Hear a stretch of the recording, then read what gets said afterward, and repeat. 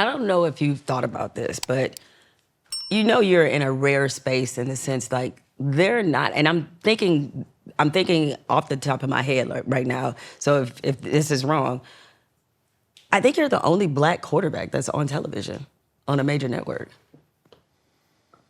Like I'm, and I don't know if you've thought about that because one thing that is definitely like you see. I mean, listen, you got Brady, Romo, former quarterbacks, Terry Bradshaw, former quarterbacks. Like that space has been dominated by white quarterbacks. Yeah. You're the only black one that has a quarterback that is on TV, giving analysis. I'll take that.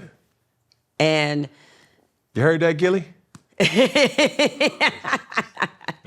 But I think that's important though, because the experience that you have as a black quarterback, being in the NFL, being a former MVP is different. Yeah, but it's different. Can we keep it funky? Yeah. I don't get no Brady deal. I know. I don't get no Romo deal. Exactly.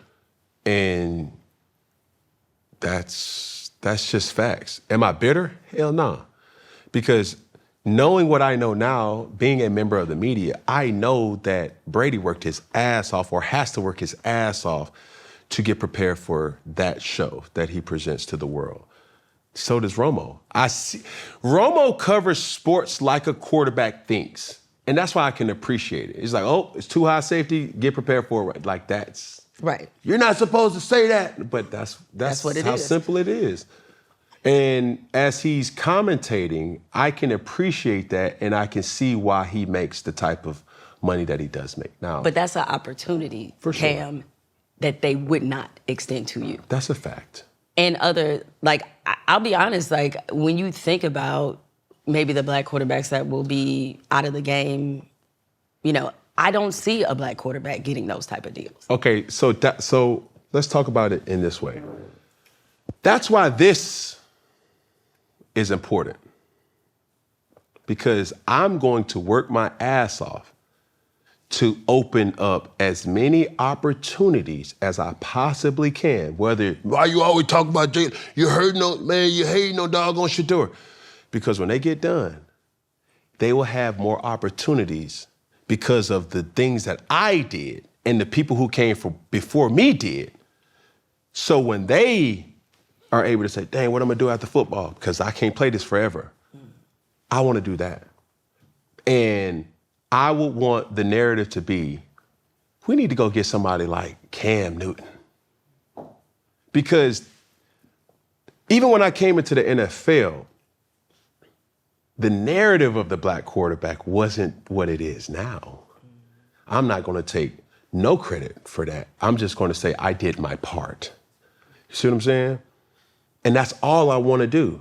So when people say, yo, even you hinted, off camera, you was like, yo, when I met you, you were still in the league and you did not have hair. Yeah. It's because for me, I don't want people to look at me as being rebellious more than I am empowering people to say, you can do this too, bro. You can do it. It's like to not live in our reality where certain people get opportunities that we don't get, cool, we can accept that. But don't let that be the reason why you don't try though. So for me, it's like being authentically myself, going on ESPN or First Take and saying, whoop-dee-doo, talking about Trick Daddy and Trina, you don't know now. We're having cultural discussions where it's like, hey, bro, like I'm about to really put y'all on some Atlanta-isms. You feel me? Twin, partner them.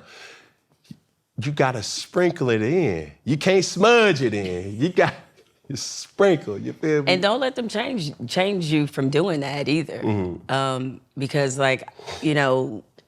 it is, given the fact that you are an accomplished athlete, it's like you're gonna get a little more grace to do those things. Yes. So run with it. Yes. So that, like you said, the next person doesn't have to deal with being suppressed or silenced in some kind of way.